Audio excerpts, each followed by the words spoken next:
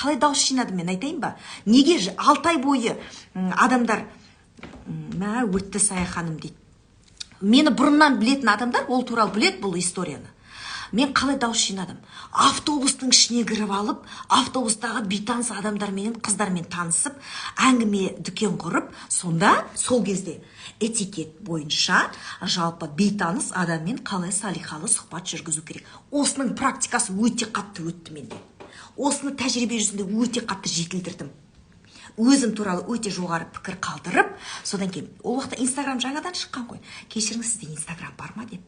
Я бар десе, мен осындай конкурсқа қатысып жатыр едім, маған дауыс бересіз бе деп, автобустағы бейтаныс адамдармен танысып дауыс жинадым. Ол туралы күйеуім білмейтін, ол жұмыста жүргенде осыны бітіріп алатын шаруамды.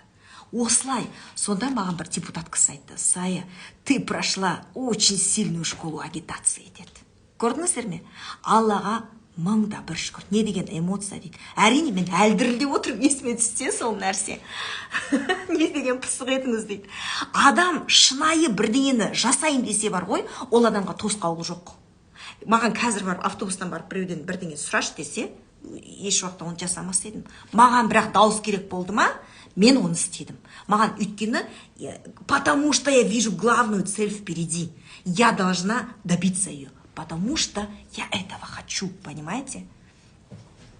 Емтиханға дайындалмасам да 5 алғанымды елестететінмін. Ертеңінде жеңіл өтетін. Ал қорқсам төмен баға алатынымды сезетінмін дейді. Міне, Аллаға шүкір.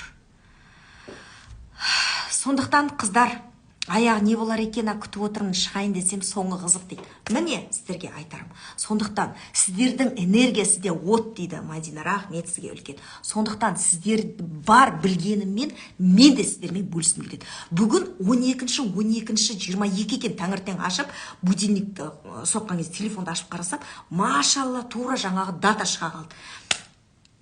Мен былтырғы биылғы жылға жазған жоспарларымды ашып қарасам, Аллаға мыңда бір шүкір. Алланың алдына түсіп, уақыттан бұрын айтпаймын қыздар. Жаңа жылдың аяқталуына әлі 3 аптайдай уақыт бар. 19 күн уақыт бар әлі. 19 күн дегенде әжептәуір дата, әжептәуір мерзім. Сондықтан ол 31 күні жасалатын нақты нәтиже, шығаратын нәтиже. Сондықтан жалпы желтоқсан айында біз қорытынды жасайтын кезіміз. Қарап отырсам, сол кездегі жазған армандарының барлығы орындалып кетіпті. Сторисқа барсаңыздар, көресіздер, сторисқа салып қойдым. Бір жыл бұрынғы, былтыр желтоқсанның 31 күн, осы 31 күн түнде жазған ғой, қаңтарға, 1 қаңтар болған кезде. Ой Аллаға деген сенім бе, әлде өзіңді сендірме? Алла, өзіңізді Алладан жоғары қоймаңыз. Өзіме деген сенім болса, онда Аллах тағала бермейді сізге, қыздар. Осыны түсініңіздерші. Өзімізді Алладан жоғары қойып қойған кезде, я могу сделать, я десеңіз бар ғой, Аллах тағала өзіңізді қалдырып қойды, тағы үстіңізге сынақ қойып қойды. Мынаны көтер, если ты можешь, мынаны көтер. Мынаны көтеріп бар жатасыз ба? Мә тағы мынаны көтер дейді. Мынаны екеуін көтеріп жүрсіз, мә тағы екеуін берейінші саған, ал енді көтер. Ты же сможешь, теперь докажи дейді. Сондықтан Алланың өзіңізді де, ешкімді де, адамды да, басқа адамды да Алладан жоғары қоймаңыз. Адамнан тілегеннің 2 көзі шығады дейді. Алладан тілегеннің 2 бүйірі шығады дейді. Сондықтан Алладан сұрасаң тасиды, адамнан сұрасаң сасиды дейді.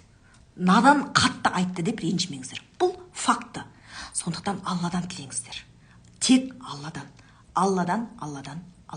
Мен 5 жыл бұрын жазған армандарымның барлығы орындалған. Сол үшін жазудан жалықпаймын. Жазудың құдіреті адам жақсы білсе, жазуды тоқтатпас еді дейді. Машалла, міне. Құранға сенген адам орамал тағады дейді. Сеніміңіз, ниетіңізге қарай сеніміңіз болсын енді. Сізге айтарым. Сондықтан қыздар айтарым. Бірінші Алла. Содан кейін барлық техникалар жасау. Құдай форточкадан береді деп отыра берудің қажеті жоқ. Әрекет. Тек қана әрекет. Бізден әрекет, Аллахтан берекет.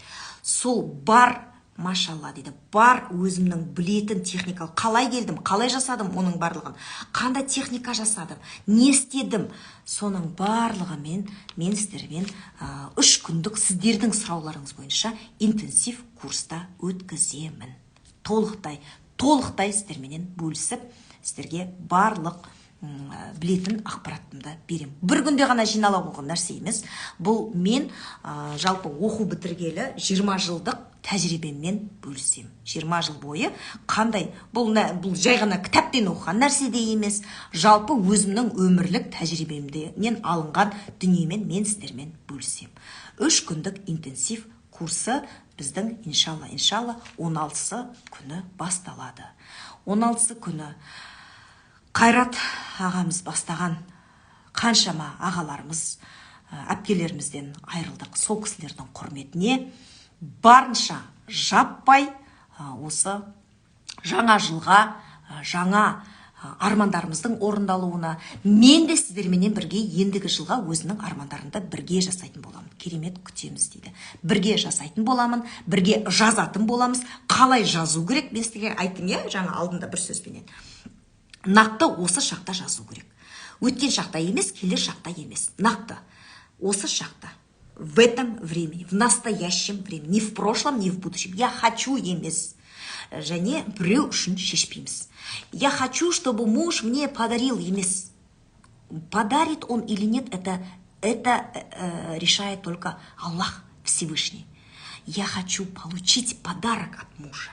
Түсінікті ғой, мы решаем только за себя. Сондықтан осындай нәрселер қалай нақты дұрыс жасау керек, соның барлығын айтып